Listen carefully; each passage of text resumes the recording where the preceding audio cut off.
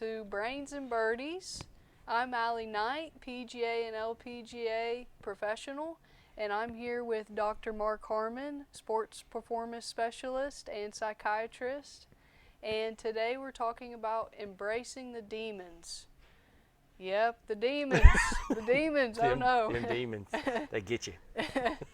So the idea behind this was one time Dr. Mark and I were talking, and I was telling him about those times when you're out on the golf course and you have those negative thoughts kind of pop up in your head. Yep. If it's don't chunk it, or don't scull it, or don't hit it in the water. That's the famous one. All the bad Yeah, don'ts. yeah. And when those bad thoughts pop up, for me, the best way for me to get them out of my head were basically to just try to be as positive as I could, of recognizing it, but then trying to just say, no, I'm not going to scull it here. I'm going to hit a good shot. I'm hitting a good shot right here, and just trying to fight it. So let me ask, how'd that work out?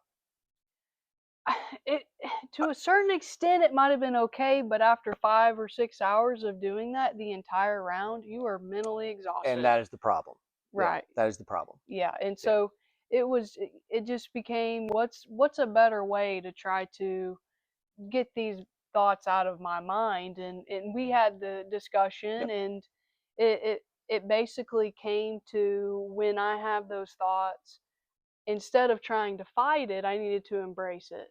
I needed to take that thought and ask it, why am I going to chunk it?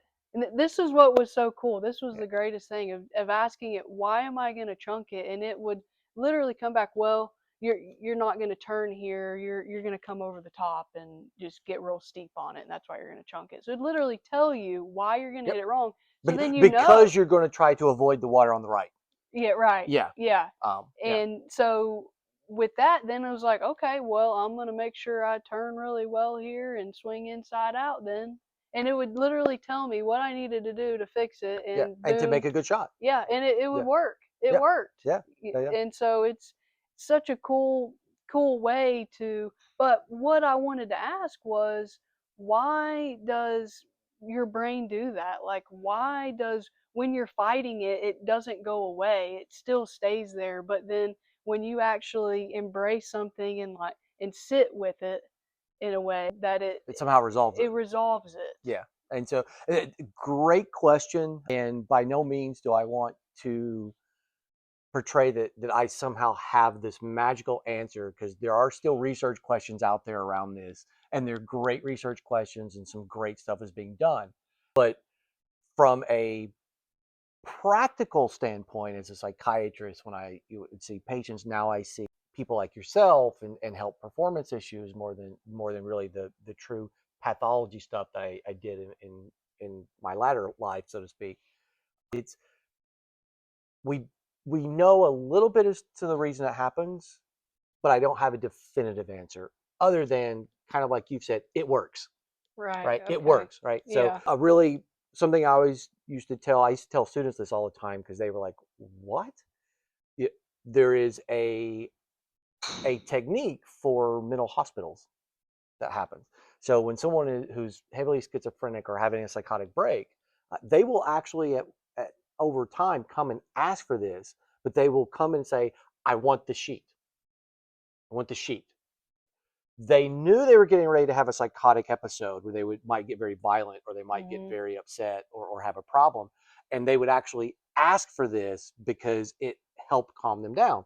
But we would take a sheet, put it in warm water, get it very good and warm, but it's wet, and we would wrap it around them. And it would literally calm them down.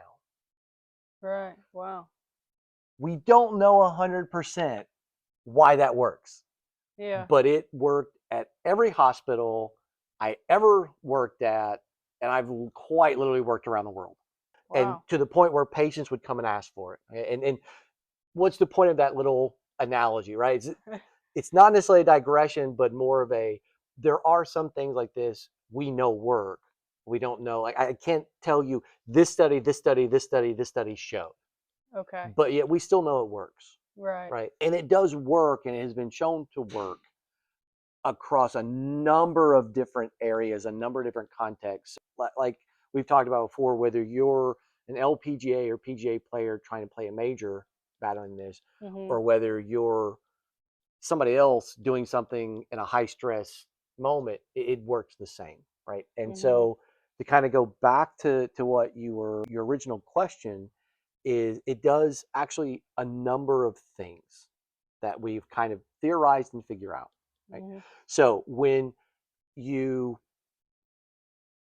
engage that demon, and for those at home, you and I came up with the term Right. demon. There's a number of other things you can say with it. Yeah. I tend to like visual hyperbole, and so I Right. tend to use a lot of visual hyperbole. Yeah. This is another one of those moments because it's easy to remember, right? Right. You won't forget it. I think of it as the angel and the devil on your Exactly, shoulder. Yeah. exactly. And so I have used it before as the challengers, the obstacle, the iceberg. I mean, whatever Yeah. visual metaphor works for you, use that, right? Right. The main concept is you really have, so it there's multiple components to this. So I want to make sure that I'm clear on what I'm kind of talking about today is dealing with these in the moment of a competition or a stress or a round, Mhm. right? There is also another component that if you want to stop those demons from popping up, that's off course work that we need to be doing. Right. Don't do it on the course, right? Yeah. It's neither the place nor the time. So this technique is for that specific on course. Mhm. I'm not off course. I can't do the longevity work Right. of basically just making those demons go away and not feel they have to come up at all. Yeah. They are coming up or around. Every human being has them. I'm not Right. going to sit here and tell you I don't have them at times. We Yeah. all have them. We can decrease them with off course work as well. But Mhm. that, again, that's a different area. I just want to make sure I'm differentiating that because Mhm. that is a different type of work to do. Right. But and so we were talking in our context more about, they come up on the course, what I do, right? Mhm. So what's happening there is when I say embracing the demon, it is very much we're going to turn a foe into a friendly, Mhm. right? That demon, that doubt, whatever it is, that's coming up for a reason, right? Right. So, and that's what I mean by there could be off It course could be the work that we off, do. and we talked about some of that Yeah, too, where if personal things are happening or in your life or problems and then it can lead to it being can on the golf absolutely bleed course into and it because your mind doesn't separate them. right. Right. So Yeah. yeah, absolutely. But Yeah. but for the most part, we'll kind of assume that life is life, but it's not overly out of control or really problematic. And so you're just having these little doubts Yeah. creep in that every single person and player on the planet Mhm. will and is going to continue to have to some extent. Mhm. So by embracing the demon, we're doing two things. When we walk through it, I said, first off, talk to the demon, ask, Mhm. just like you described, why do you think I'm going to hit it in the water? Why are you worried about this? Why are you worried about that? We're literally switching our intrinsic brain state. Mhm. So the first one where the demon's popping up, that is a very emotional, that is a very stress and anxiety oriented type of thinking. Mhm. And some of our other stuff, that's an entirely different area of the brain that's actually being a little bit hyperactive. Right? Right. So we're actually switching it back to an area of the brain that we use more in golf and balance out that Mhm. prefrontal cortex again, right? Yeah. So we're taking it from a kind of emotive, maybe even a negative state to an informational state. Mhm. We extract the emotion out of it and we now can deal with it more in a cognitive rational way. Mhm. So now it becomes information, not worry or feeling. Mhm. Right? By doing that, we've also taken that amygdala out of the equation, right? So, Yeah. I highly recommend watch that amygdala hijack episode. It was Mhm. one of our, very early, almost first episode type things. There's some good information in that, and it takes that amygdala and it says, I acknowledge you. I acknowledge your concern. I understand the reason you're concerned because you've told me. Here's what I can do to help alleviate that. I'm going to turn more. I'm going to make sure that I'm doing inside out more, whatever it is, which then basically starts to deactivate that threat system in the brain. It says, oh, wait a minute. Okay, stop. We don't really have a problem then, do we? No, I hear you. Right. I Yeah. hear the water on the Yeah. right. I see that. So here's what I'm going to do. And now your amygdala, that part of your brain that's kind of stirring all this up, goes, okay, I'm happy. I'm happy. Continue on. Yeah. Right.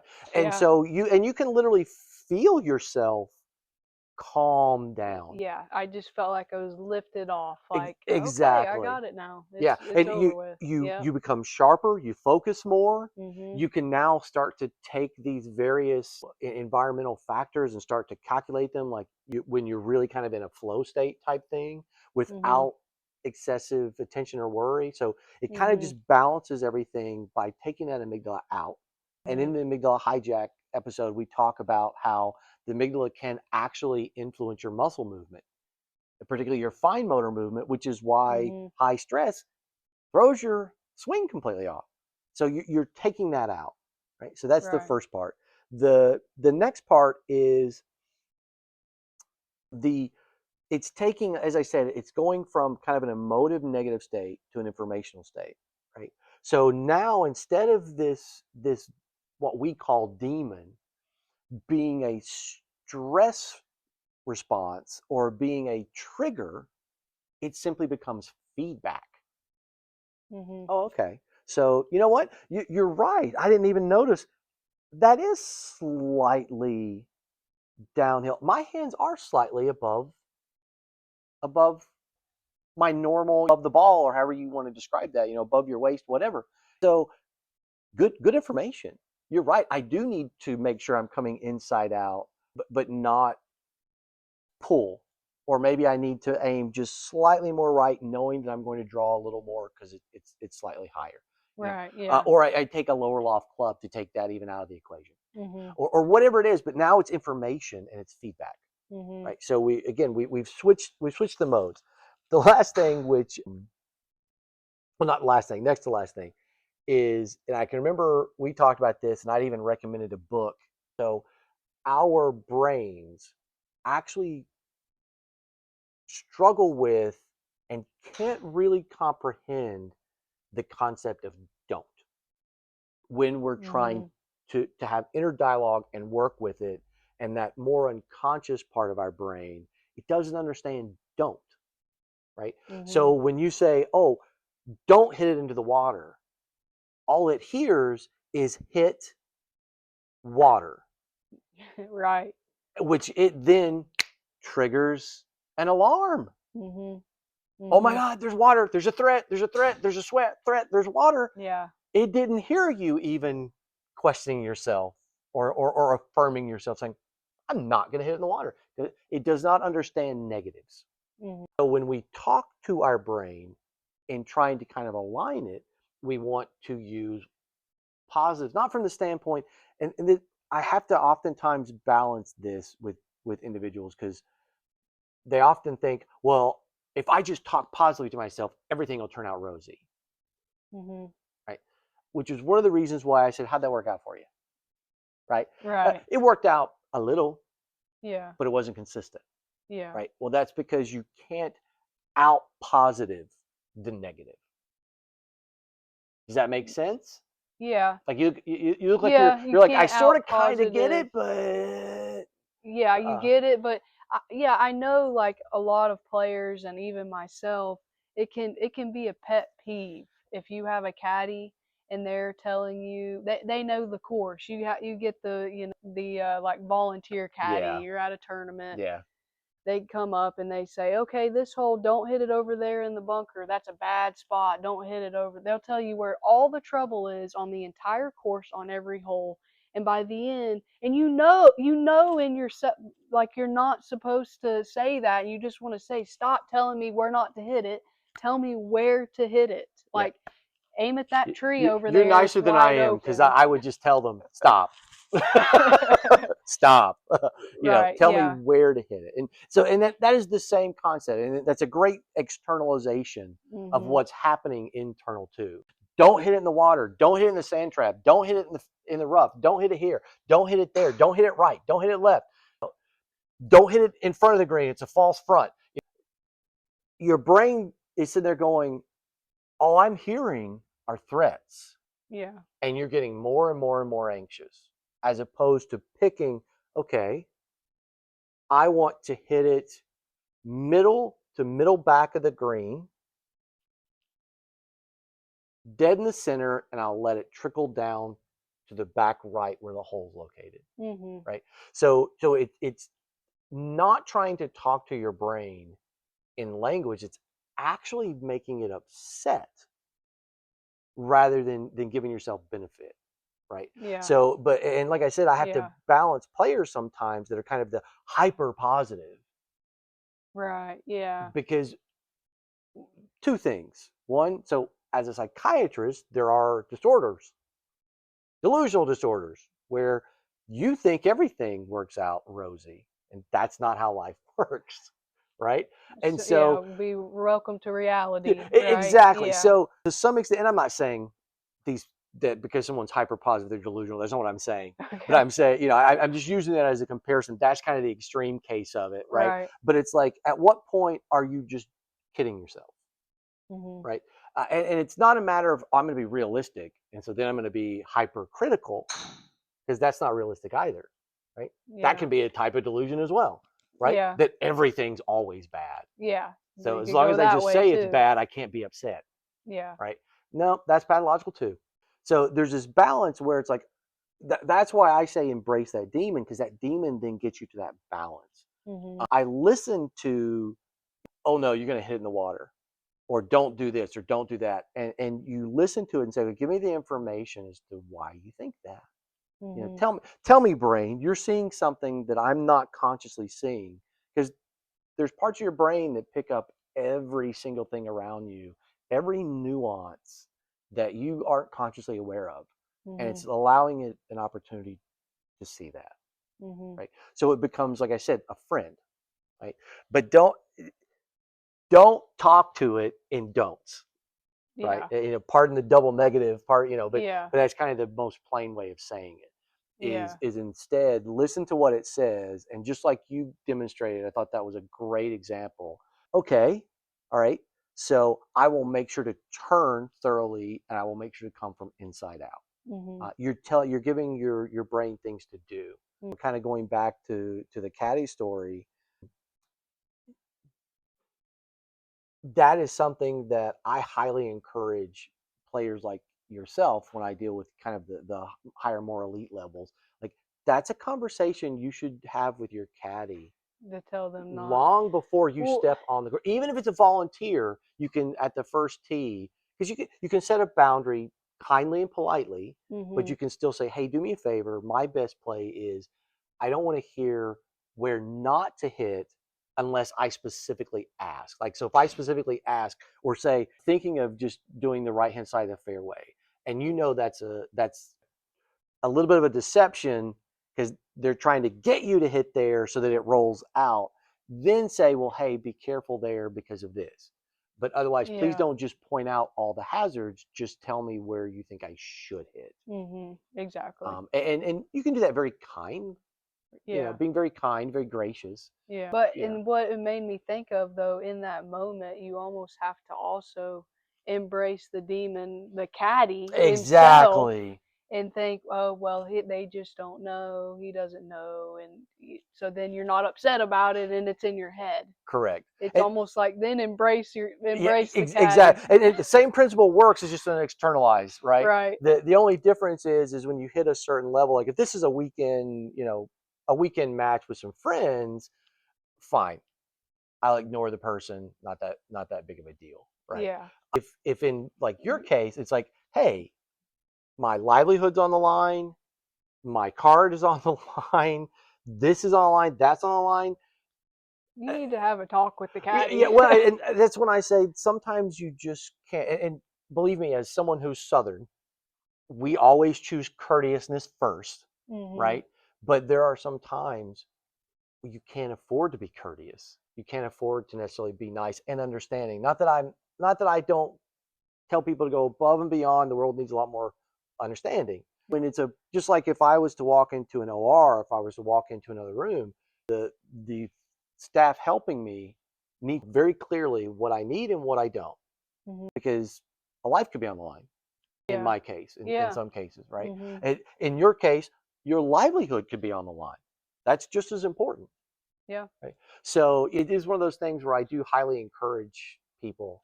And again, you don't have to be mean about it. You can just say, "Hey, do me a favor. I negatives kind of distract me. And you just tell me where you recommend I hit, and then we have a conversation from there." Yeah. And that's kind of what I often will recommend. Yeah. But I've even had to. Some players are just. It's sometimes hard to like. It's like I want to be nice. Yeah. And I get it. I do too. Yeah. I mean, do I encourage anyone to step up and just immediately, lambaste the person? That's not the point. It's just hey, let's work out our communication style. Yeah. Up front, or just express your needs, and then let them respond. Yeah. That's another way to do it. For sure. Yeah. This is like I said, I'd love to sit here and tell you, hey, this research was done in 2023. This research was done in 2025. This research was done in 2019. And there is some good research out there on this. There is some very good, particularly neurobiology, fMRI studies, things like that, looking at some of these things. Fortunately, at this point, the data is it's still being collected. So we don't actually know what the outcome will be. We all anticipate it'll be exactly what we think. Yeah. Which is what it oftentimes is. So it is one of those few times, because we talk about this a lot. I'm a very big stickler for evidence-based. If you don't have evidence for what you're doing, it's just a fun story, right? I don't encourage, I don't teach, and I don't want people basing a decision on an anecdote. Yeah. Right? Anecdotes are great stories, but they are not evidence. This is one of those things. It's not anecdotal because we know it works across fields, across contexts, with basically professionals like myself around the world. So it is definitely a pattern. We just don't have any. No one has gotten a grant to study it, essentially. But nonetheless, it is very solid foundation. Even whether I was in practice or whether I'm doing what I do now, it works rock solid. Yeah. Great. It's so good because any level of golfer can really relate to this happening and use it. Yeah. Because if it's a beginner and it's their first time ever hitting and they're scared, those demons are popping up everywhere. Right. Or you're a professional. So from every level, it's useful. And I'd be doing a disservice to my profession to not kind of also put that quasi disclaimer at the end that says you're a player who suddenly are having thoughts like this pop up more than you ever had them before, whether on the course or off the course. Go see somebody. Go talk about it. You may have some things that you need to deal with. You may have anything from trauma that's suddenly surfacing to mental illness to a number of other things. All of that is okay. All of that is something that can be addressed, and you can be helped, and you can get back out there on the golf course. So there's always that disclaimer of, if all of a sudden it seems like there's more demons than not, I highly encourage you, reach out to someone like myself. Go see a mental health professional near you. Go get some help. Yes. Because you need to. And on the other side of that, I always tell my students now, or my clients now, and even back when I was practice, we somehow have a little bit of the self-help stuff backwards. We always want to wait till there's a problem to go see somebody. When what better way to get healthy, stay healthy, and be healthy than when you're really healthy, finding out, exploring, what am I doing that's working? So I can do more of it. Doesn't mean it'll always be there, but you can then learn, okay, so this is really working for me. Right? Definitely. So I will often, for example, introduce something like journaling, Mm-hmm. and people will be like, this is dumb. Why would I do this? Do me a favor, just try it for a couple months. Mm-hmm. That's it. Just try it for a couple months, and then we'll come back and we'll talk about it.